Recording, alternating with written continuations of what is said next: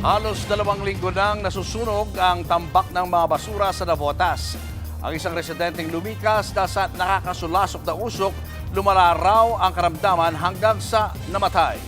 Live mula sa Obando, Bulacan, nasa frontline na balitang yan si Ian Suyu. Ian, kumusta na ang mga bakwit dyan at ano nga nangyari sa nasawing evacuee?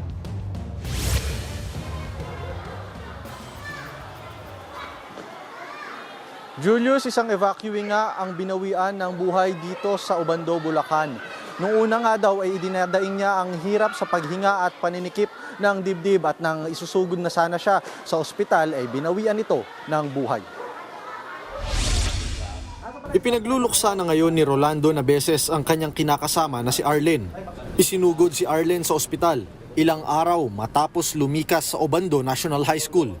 Kwento ni Rolando, nakakaramdam na ng paninikip ng dibdib si Arlen hanggang sa hindi na ito kinaya. Sa usok, doon na paunti-unti na lumalala na nangyari. Yung hindi niya nakaya, ipapadala sa ospital. Ayon naman sa Municipal Health Office ng Obando, may comorbidity si Arlen, kaya't hindi lang usok ang posibleng dahilan ng kanyang pagpanaw. May mga sakit na hyperthyroidism, diabetes, heart failure or heart disease, tapos CKD po. So complicated case na po yung mga sakit niya, yung case niya.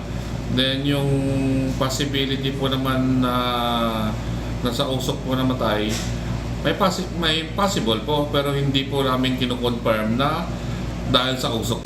Kahapon, isinugod din sa ospital ang senior citizen na si Mang Rodolfo matapos namang mahilo. Tumaas ang presyon at nagsuka habang nasa evacuation center. Sa gitna ng mga insidenteng yan, hindi pa rin naaapula ang malawak na sunog sa landfill. Masyadong malawak at mataas ang bundok ng mga basurang nakatambak dito. 12 araw na mula nang sumiklab ang sunog sa Navotas Sanitary Landfill, pero kitang-kita nyo pa rin yung kapal ng usok na halos bumalot na sa buong tambakan ng basura. Ayon sa mga eksperto, may kabuuang sukat yan na nasa 41 hectares at ang apektadong parte naman yan ay nasa 28 hectares. Punong-puno yan ng mga basura at layered na rin ng methane gas. At kung ikukumpara nga yung sukat ng apektado ng rubbish fire, halos kasing laki na daw niyan ang Quezon Memorial Circle. Hirap daw ang mga bumbero, lalo't tuwing gabi ay nagliliyab muli ang ilang bahagi ng landfill dahil sa kemikal na naroon. Desidido namang magsampa ng kaso ang LGU ng Obando sa dating operator ng landfill na Philippine Ecological Systems o PHILECO. Ang kapabayaan ng kumpanya raw ang nagresulta ng aberya sa kanilang munisipalidad. Problema rin daw nila ang numinipis na Quick Response Fund para matugunan ang pangangailangan ng mga apektadong residente. Sa ngayon, umabot na sa 11 barangay sa Obando ang naapektuhan ng usok. Actually, ang aming Sangguniang Bayan ay nagpasa na ng approved resolution na binibigyan karapatan ng punong bayan na gumawa ng mga hakbang. At sa ngayon naman ay kumukuha na kami ng data at ito'y makakatulong para sa gagawin nating actions.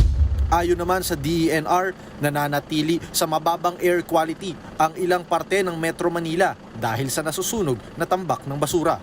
Kabilang pa rin dyan ang Valenzuela, Malabon, Caloocan at Navotas.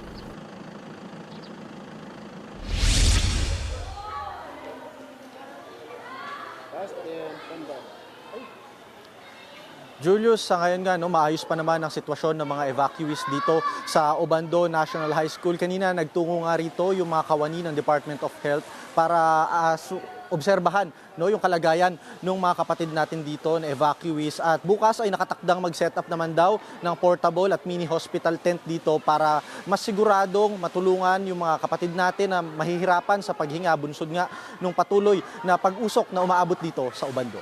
Yan muna ang latest mula dito sa Evacuation Center. Balik sa iyo, Julius. Maraming salamat, Ian Suyu. Mga kapatid, Julius Babaw po. Para sa komprehensibo at makabuluhang balitaan at talakayan, mag-follow at mag-subscribe na sa social media pages ng News 5.